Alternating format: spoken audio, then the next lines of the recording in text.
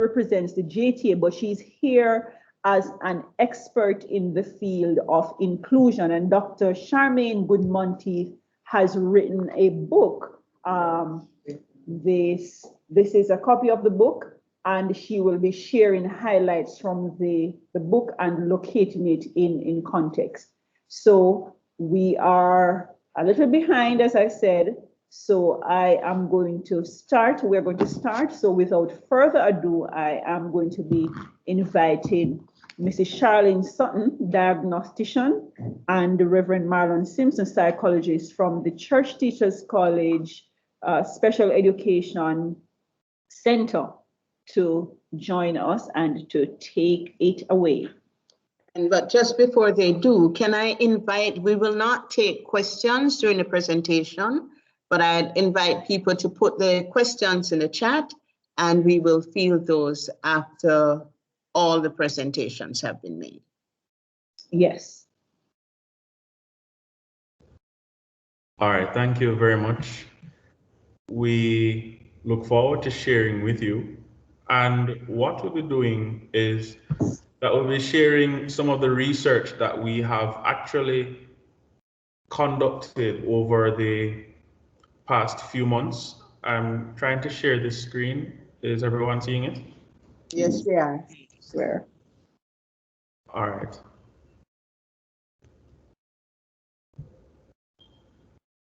All right, so essentially what we were looking at was the impact of e-learning. So how does this new era of e-learning as the main source of education in Jamaica, how has it impacted the children, and especially those with special needs? And overall, one of the things that we wanted to look at is, is the whole matter of e-learning a distraction, or is it something that will enable children to progress a lot faster? So to note the impact of gender on performance was something that we wanted to do, but the data, as you'll see in a little while, was so much that we couldn't look at all aspects of it. But we wanted to look also at the discrepancies that arose between males and females.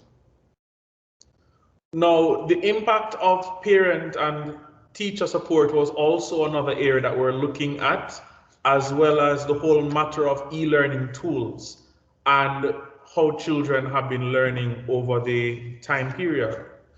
So the information that we have was gathered through assessments that we conducted and the team had conducted over the past few years. And it included school children as well as walk-ins or persons who have set appointments to come in for testing. And as we see on the slide, we have a specific set of tests that we look for. So the first one looks at the overall intelligence level. The second one is a test of verbal reasoning ability. And the third one is basically an academic test. So as we're seeing here, this is a number of students that have been tested over the time period from Manchester and St. Elizabeth. And as we're seeing, again, the breakdown in the numbers from males to females. And so most of the children were the ones who who were tested in school rather, and then only 20% were tested at the center. So again, here is some more information where we're looking at the number of primary school children compared to high school age children. This is just giving us a breakdown of where the students came from. And of course, as we had seen before, the gender that had come up. So the information that we have is somewhat scary because overall, or 81% of the children had an intellectual or an IQ that was considered extremely low or well below the kindergarten level. And when you talk about academics in particular, we're seeing where it's 81%. For things like mathematics, that was a little bit higher, but most of the children scored between grades 1 and 2. And bear in mind that these are children, as we see there, from grades 2 to 6. Now, when you realize that 63% of the children have extremely low intellectual functioning, it means that, well, we're gonna go into that in a little while, but it is cause for alarm. On the high school level, we are found where approximately 84% were males, and then of course, as we see there, 16% were females from grades 7 to 11, and 82% were extremely low in terms of intelligence, and 5% ranging in borderline. So when we talk about extremely low, it means that these students, as compared with other children their age, they are falling in perhaps 1 percentile of the ability. So an ordinary or what we consider average intelligence, the person may score anywhere between 85 to 110 in terms of IQ. A lot of these children who were testing were scoring well below 65. Now, also, as we see for academic functioning, 86% were functioning at the kindergarten level in reading, spelling, and sentence comprehension, and 89% functioning at grades 1 to 3 in mathematics. Bear in mind again that these are all high school children. 72% were functioning below in visual comprehension skills. So this is just based on material that we have gathered. I'm going to now ask my co-presenter, Mrs. Charlene Sutton, to share some realities with us.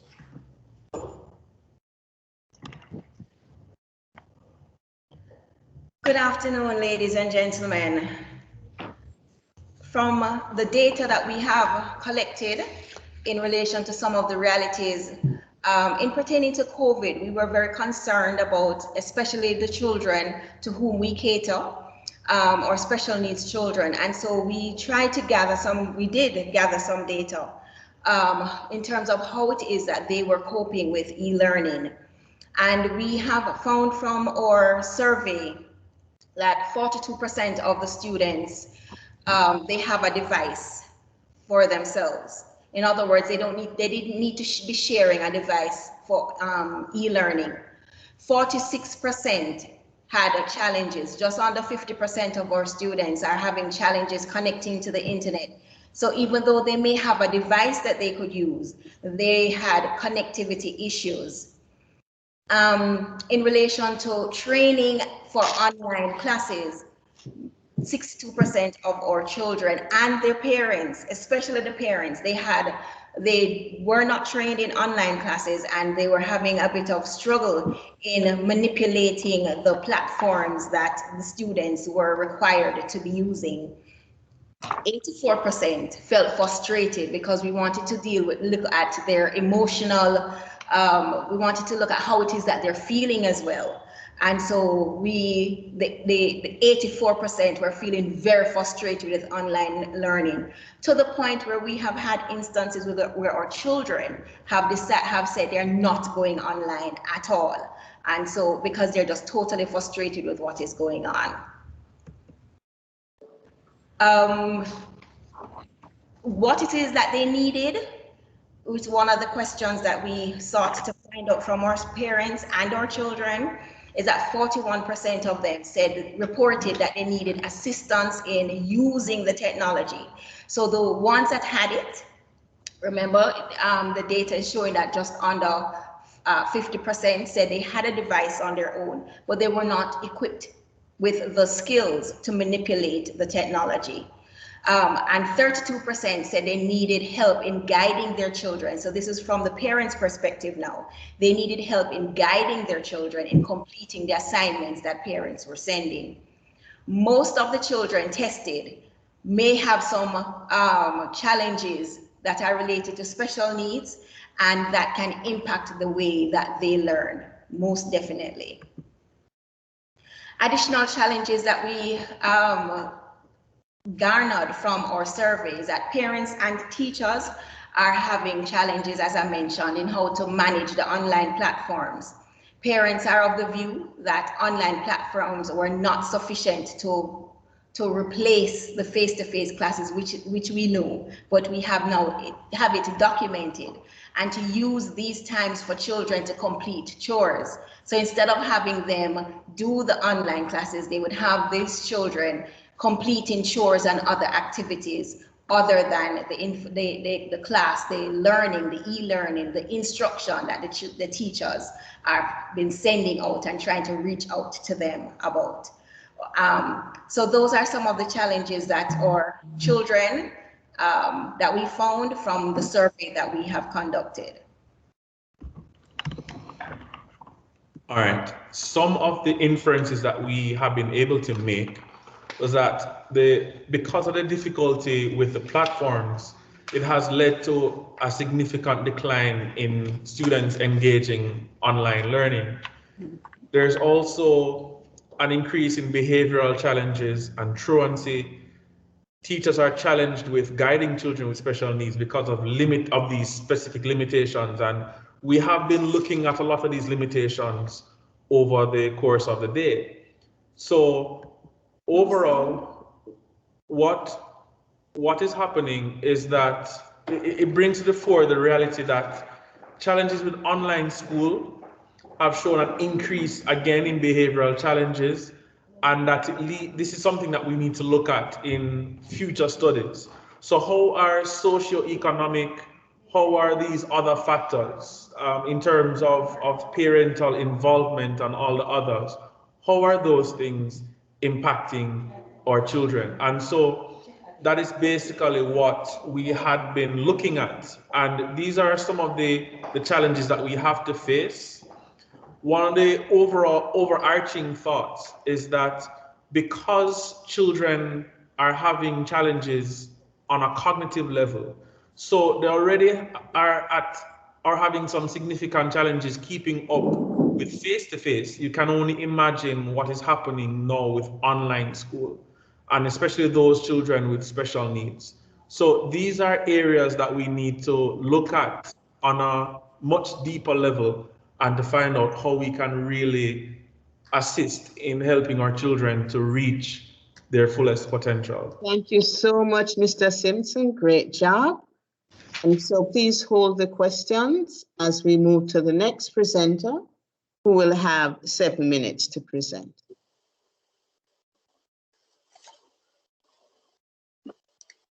Good afternoon, colleagues all. As was mentioned previously, my name is Patricia Anglin James, and I'm the chairman for the Jamaica Teachers Association Special Education Committee. Now, the Jamaica Teachers Association Special Education Committee is a standing committee within the Jamaica Teachers Association. It consists of teachers who facilitates instruction in the public education system along with private schools. And our role is that we meet on a regular basis and we take suggestions and interests from our colleagues as it relates to the issues that are facing the population we serve. And of course, we make representation of those issues or concerns to our president at the national level, which he is Mr. Gabriel at the Jamaica Teachers Association. We also advocate for improved services for persons with disabilities. And you know that our president is very vocal on all issues that are facing our education system. And so the emphasis is to bring awareness and to emphasize the need for inclusion and participation of persons with intellectual disabilities, with all developmental disabilities, in every area of life within our country. Additionally, we help to build awareness of the special needs community. And so we host forums, workshops, not just with teachers, but also with parents. And we give support as necessary. Now, as we meet on a regular basis, we have become cognizant of some of the challenges that are faced in our education system.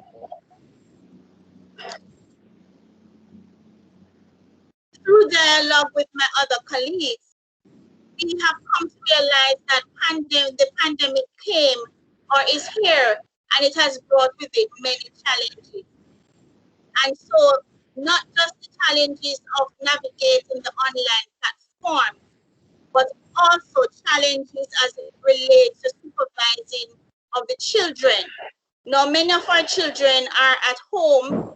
Sometimes they are not being properly supervised because the parents are out working. And of course, the children are not properly supervised. They are not supervised, especially when if and when they log on to the various platforms that we use to engage them in teaching and learning activities.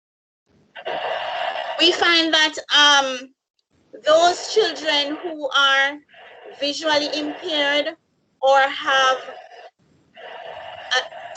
who are deaf and hard of hearing, they are at a greater disadvantage. We know that those, especially children who are visually impaired, they learn by seeing, by interacting with their other peers and within the teaching environment.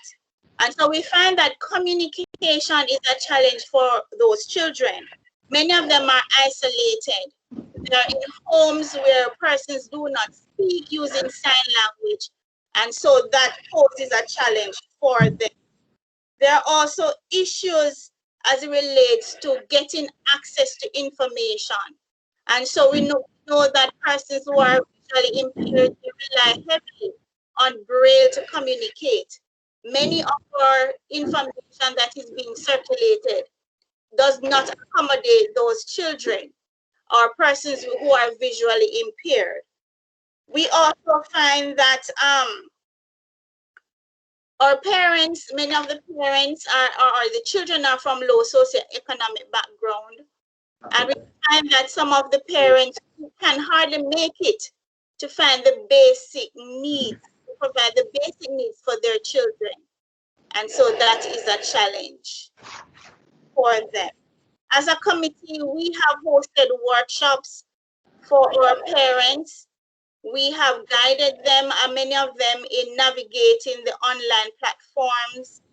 We've had sessions where we've shown them how to go on, logging on, and attending the classes, bearing in mind that the children, many of them have to be supervised while being engaged in the online platform.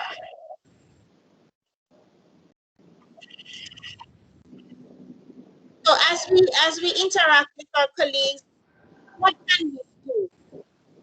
We are aware that learning is important and access to education is a fundamental right of all citizens. And we want our children to be engaged. And so as a committee, we are lobbying for more resources for our children, more resources in terms of technology and access to the internet.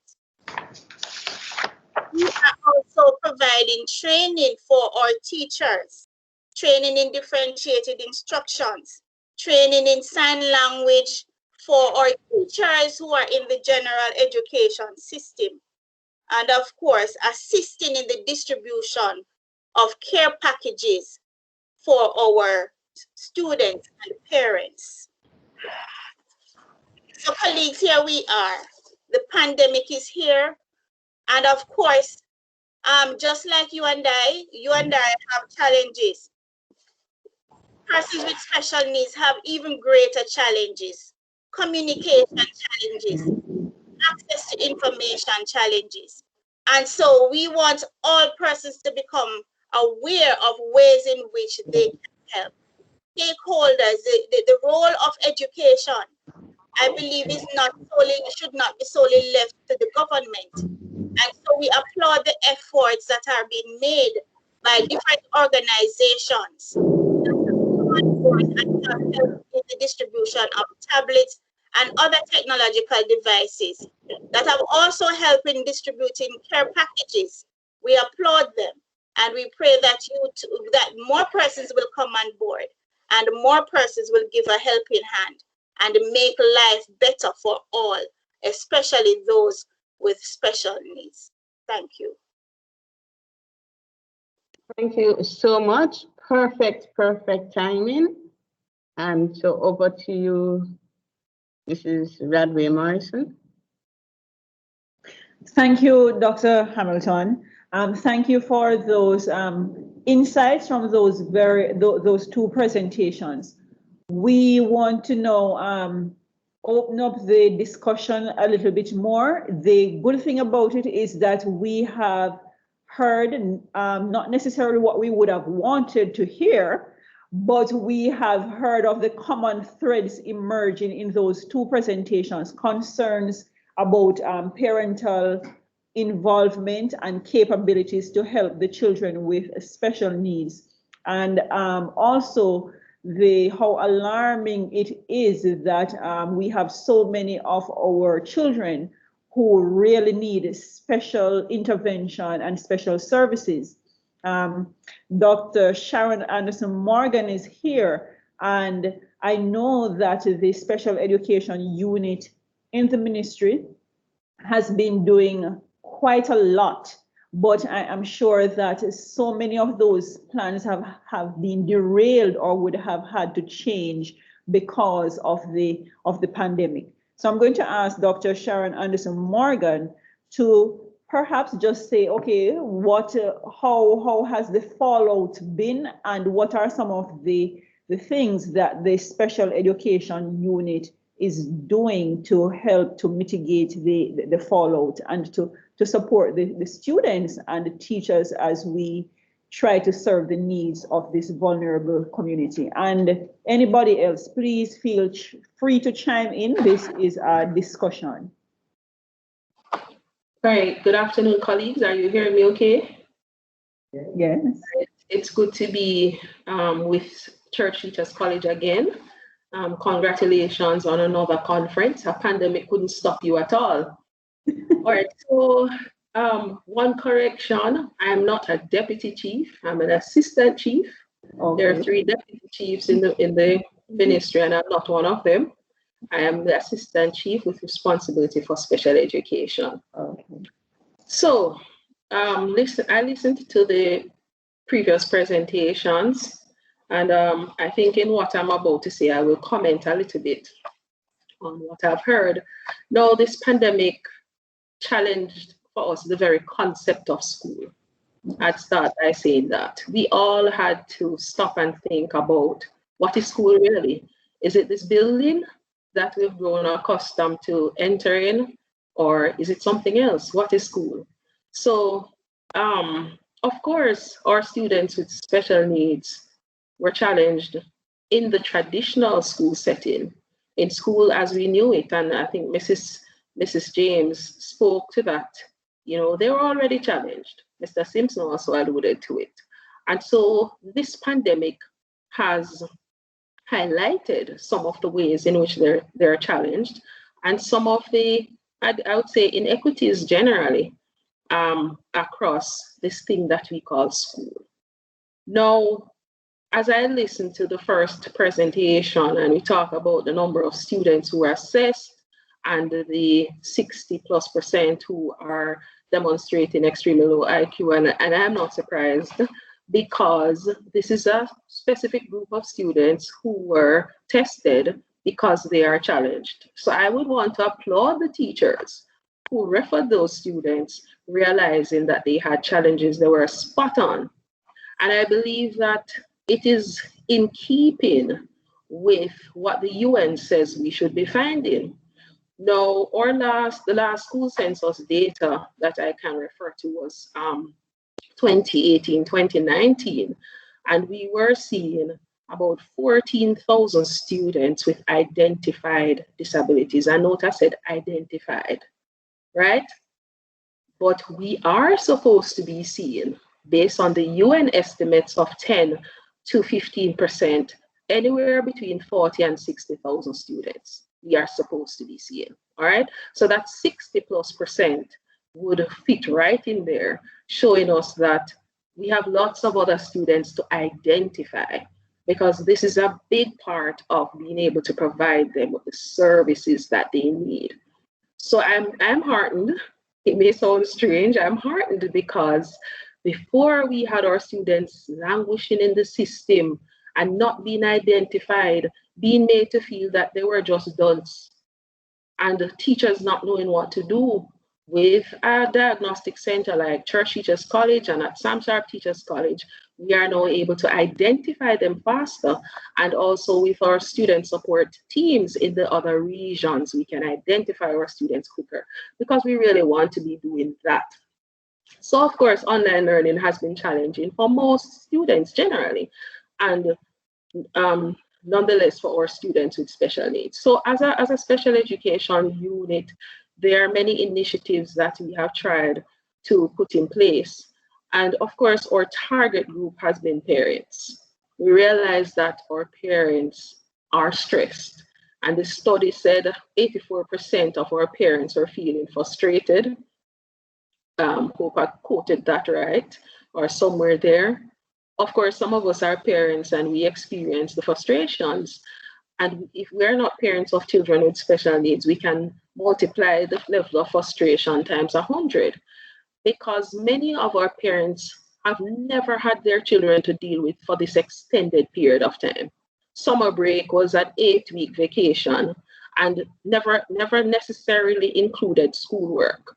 Now we are asking our parents to be parents and also to take on this role as, I would say, learning support aid. All right, so that doubles the challenge. Then we have these students with ADHD who are restless and won't sit still for any period of time. Students who don't read and are having difficulty navigating a Google Classroom because the instructions are written and so on. So we have targeted much of our attention. So we had we had 2 major parent forums. One where we looked at various strategies.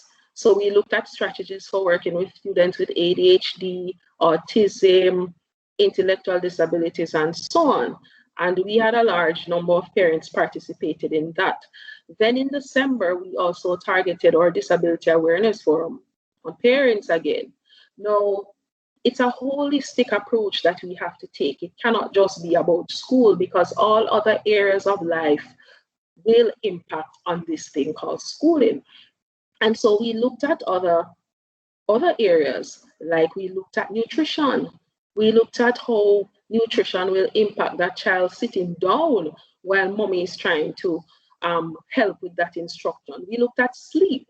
Many children with special needs have sleep issues.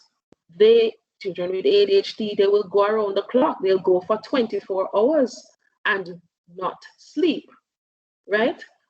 So all of those things we looked at. And so we provided we provided a seminar for parents that looked at nutrition, that looked at sleep, that looked at behavior support, which is an area that our parents are challenged with.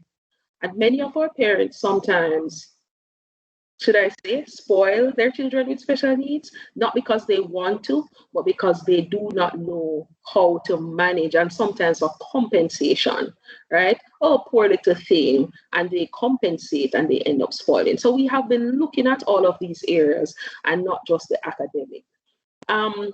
The ministry also gave permission for students who had shadow caregivers that were supporting them in school to work with them in home. And so a number of our parents agreed to having the shadows come home to work with their children.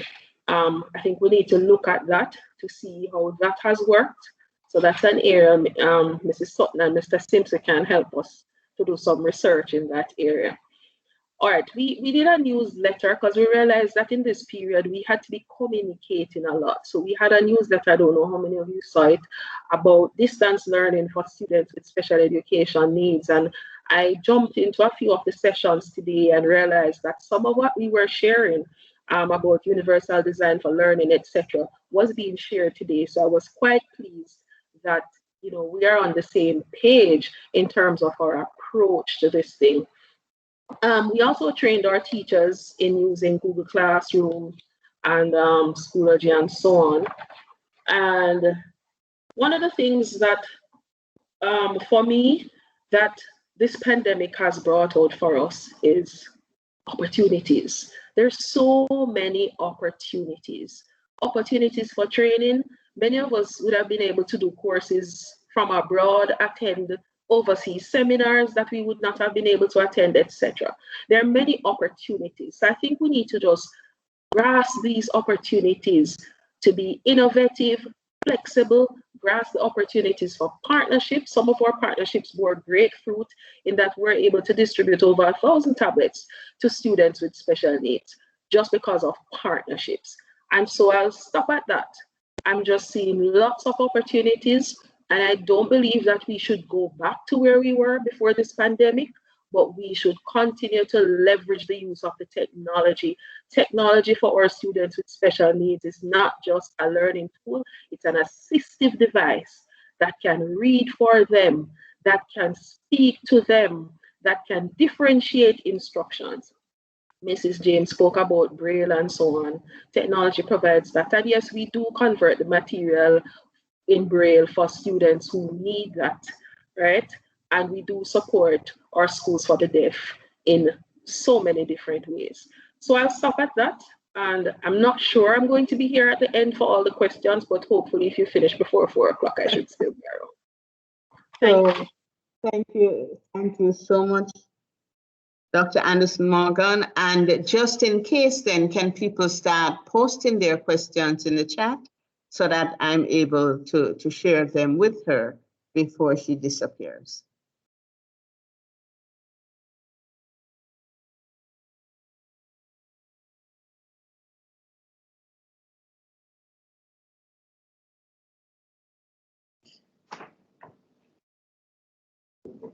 I am really heartened to learn of the initiatives, so many initiatives that the Ministry of Education and in particular the Special Education Unit have really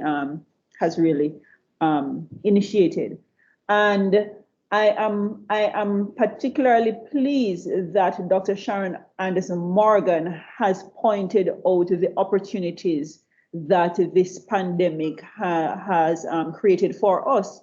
We have to be so very careful that we do not only see the challenges, but that we see the opportunities and we embrace the opportunities.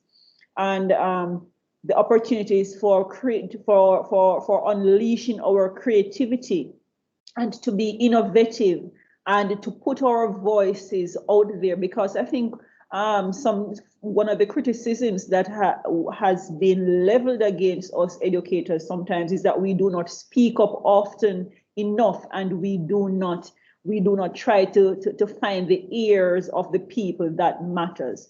And this pandemic has really forced some of us to speak up and to address the issues. And so I want our participants to put some of the issues, some of their best practices, the things that have worked, put it in the chat so that we can share how innovative you have been, what are some of the partnerships that have been forged, and so on. So let us not just only focus on the challenges, but let us look at the opportunities and how great we have been doing at problem solving.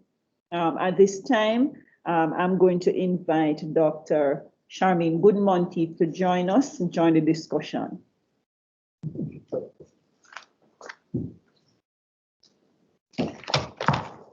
Good afternoon, colleagues. It is indeed an honor and a pleasure for me to be here, to be participating in this panel discussion. I'd just like to use the opportunity to congratulate Mrs.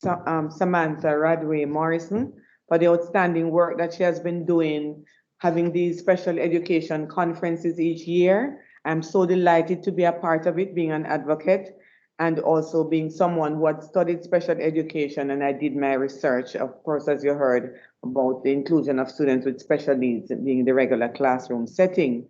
I'm also delighted to be one of the panelists sharing with Mrs. Anderson, Dr. Anderson Morgan, my fellow classmate from Nova Southeastern University, and also my past student, Mrs. Patricia Anglin James. That means that I'm 110 anyway. And to all the teachers and the parents and all the persons who are listening and who are a part of this interactive presentation, and to the two persons from CTC who did that, who highlighted the research. I really had to be nodding for each presenter because we really have overlapped all the points. And so I congratulate the persons who have continued to do research. I'm being guided in what I say today by some thoughts and questions posed by Mrs. Radway Morrison. The COVID-19 pandemic, colleagues, has caused a lot of persons to pivot.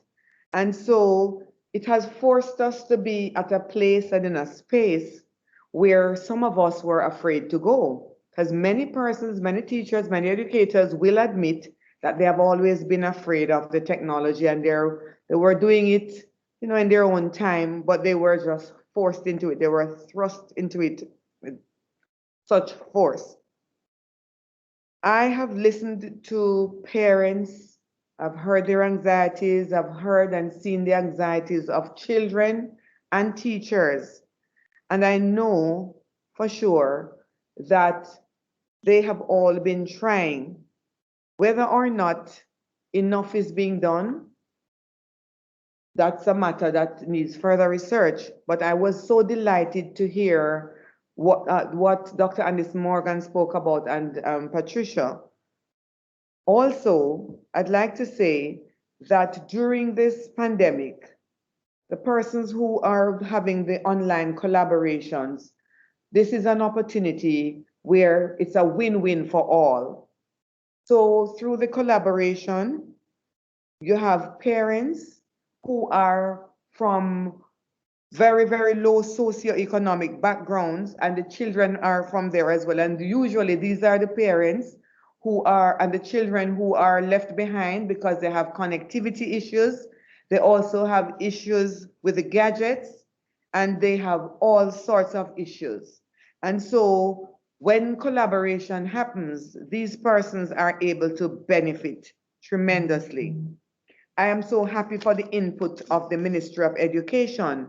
The Jamaica Teachers Association as well donated $1 million to the effort to the One Tablet Per Child initiative. And that is worth an applause, because if every member of both civil society and NGOs and the government and any private citizen should really give support to what is going on to support online education, that is what is needed at this crucial time. This partnership can be cemented in those ways by further collaborating. The use of technology has enhanced teaching and learning, and as persons who are in the field of special education, we're all aware of the important role that assistive technology plays. It also provides support for self-directed learning to those persons who are in the special needs community who can access and who can work on their own. It also provides the opportunity for parents to work along with their children, because usually when you have the recordings like the Zoom presentations or WhatsApp presentations, children can go back and have access to them and to learn at their own pace by listening and learning and making sure that at the end of the day they have a better understanding. And teachers can also offer support outside of the formal classroom setting. It provides an opportunity as well for the sharing of curricula and for the parents to have a better opportunity. I've always been an advocate from, I would say from 2010, in visiting England and visiting schools in England for the twinning of schools, where through one of the books that I wrote, I encouraged parents then and to encourage teachers then to expose parents to what the curricula is all about, to help them with strategies so they're in a better position to help their students. And now this opportunity has been presented, and it is helping to make the school experience richer. I have to give I don't know if it's a joke, but an observation. I was walking on the streets in Mandeville some weeks ago, and I overheard a parent. She came from out of our office, and she was talking to our child, and she said to the child, Mrs. said the homework come, look here. The teacher say you must watch the video, and there were some other questions. Me no notion of them you must do first, but me just say make the video stay first and do the other one, and then watch the video after. I was saying to myself, oh boy, should I say to her, maybe the child needs to read the instructions first, because it could have been that the video should have been watched first and then the questions after. But for me, what stood out was that the parent was so convicted now that the parent would leave her place of work to make sure that whatever was happening at home, because maybe that child was unsupervised, that the child does the work. In the past, maybe that child wouldn't care who, because the child is in school, and so it's the teacher's problem. And so something good is coming out of this, the pandemic, because not only have we seen challenges, but it has certainly provided numerous opportunities as we pivot. The online platform also allows quick and immediate feedback for both students and parents and the teachers as well. Also, I believe that strategic communication is very important, because you have to lay out what your expectations are. You have to ensure that the child understands, as I think it was the keynote speaker this morning who spoke about whether or not you're going to use an emoji or you're going to raise a hand or whatever you're going to use, so that everybody is on board. The other question that I had to consider was do you think that the inclusion can work in an online environment? It can work, but if it is challenging, because my research has shown that even if it is challenging face-to-face, it is going to be even more challenging, and especially more challenging for students with special needs.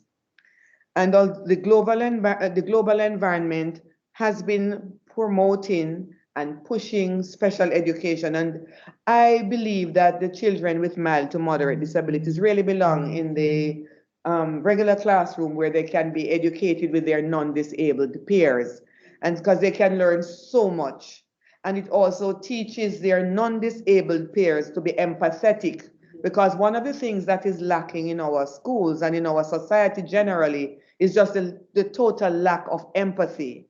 And so we need persons to collaborate and to be empathetic.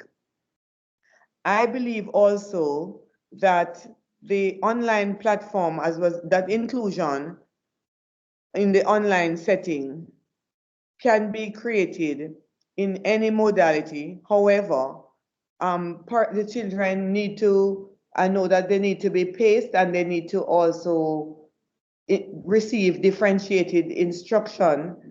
And although it is a challenge to have all of them, and it's a challenge for the teachers, we have heard the teachers cry, because they have to be doing their best to make sure that everybody is on board.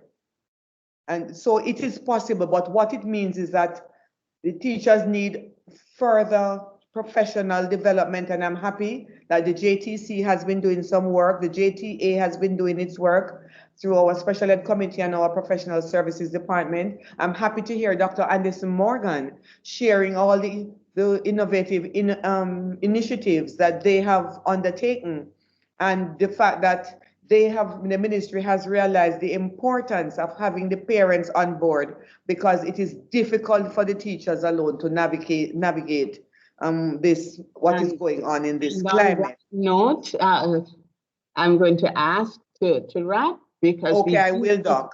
And to say that the last question that I had to consider, do you think teachers are sufficiently equipped? And that is the correct segue. My research has found that teachers need more and more support, more ongoing training to ensure that they are at the cutting edge, and they need it. and to help them to navigate the online platforms and to help the parents. And so I say to one and all, let us continue to collaborate, which is key, to embrace the opportunities and to ensure that we help our children, to ensure that at the end of the day, the mantra of the Ministry of Education, that every child can learn and every child must, is achieved. Thank you. Thank you so much. Thank you. I think we had a really brilliant panel. And so may I encourage everybody to just post their questions in the chat so we can field those. Dr. Anderson Morgan says she also taught Mrs. James, everybody wants to clean. Everybody. And Yes. Dr. Anderson Morgan is saying that if we need to contact the special education unit, we can call them at 876-967-2312 or email them at specialedu@moey.gov.jm.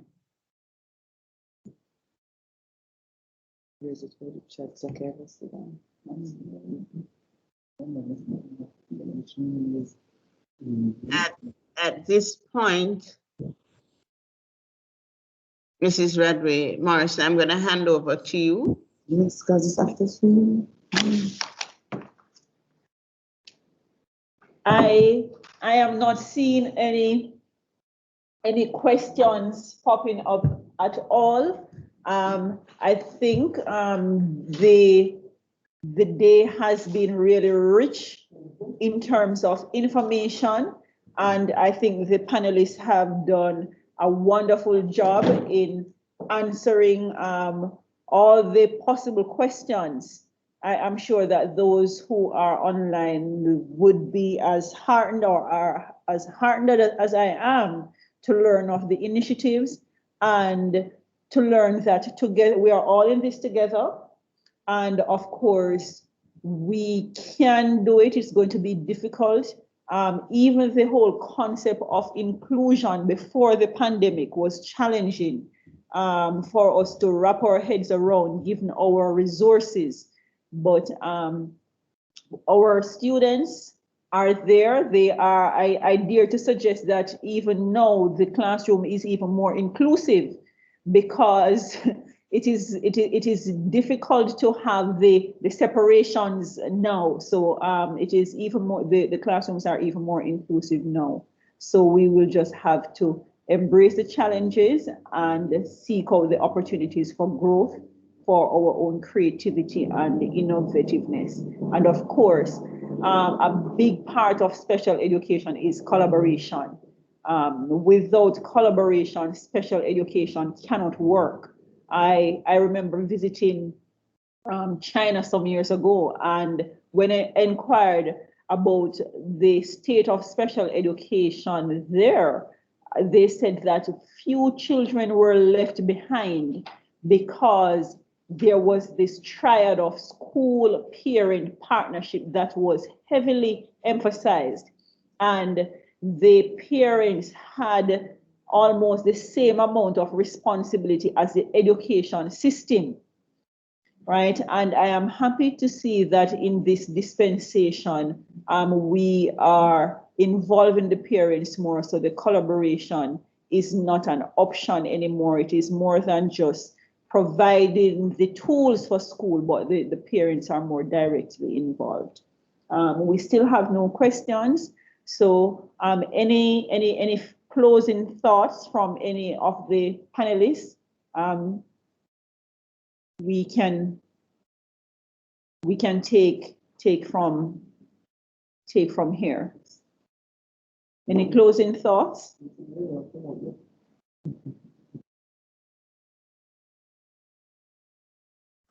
Okay, if there are no closing thoughts, just to say thank you all so very much for participating. I want to use this opportunity also to thank not just the panelists, but all the persons who presented, all the participants.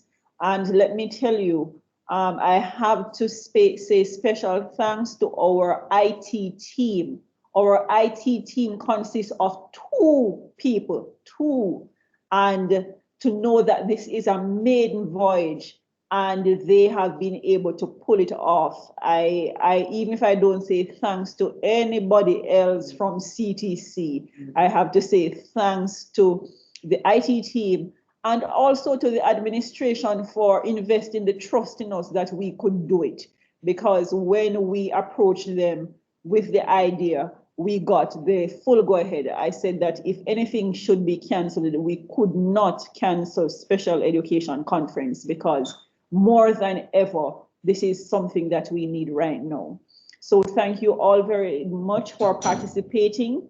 And I don't want to start singling out, but just to let you know that as many of the presentations as we get permission to upload to our special education portal, as many as we get permission to upload will be uploaded in very short order.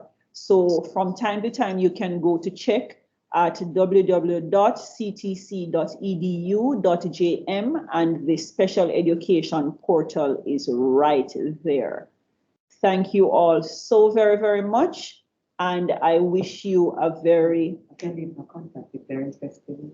I wish you a very, very good weekend.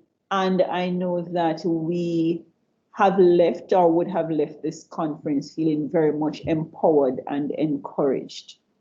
Okay, and we will also post the information about Dr. Charmaine Goodmonteith's book online. All right, thank you. Everybody, thank you so much. Just a minute, Have a somebody great is asking a weekend. question. What are the procedures? I'm not sure what procedures are they talking about. Somebody is asking about procedures. We are not sure what the question is. Okay, and the Thank person. you, Melissa. Melissa says, I enjoyed every session and found them all beneficial. Many thanks. Thank you too, Melissa.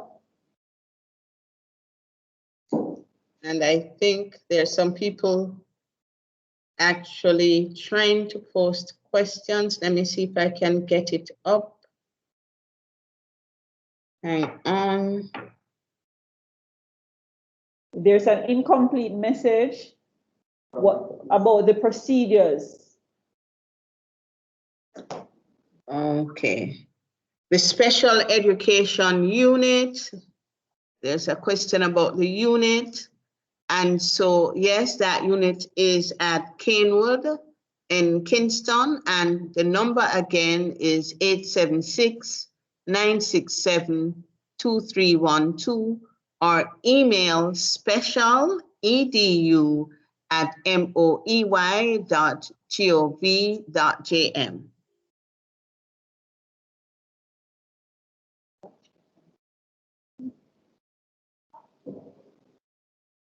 There is another.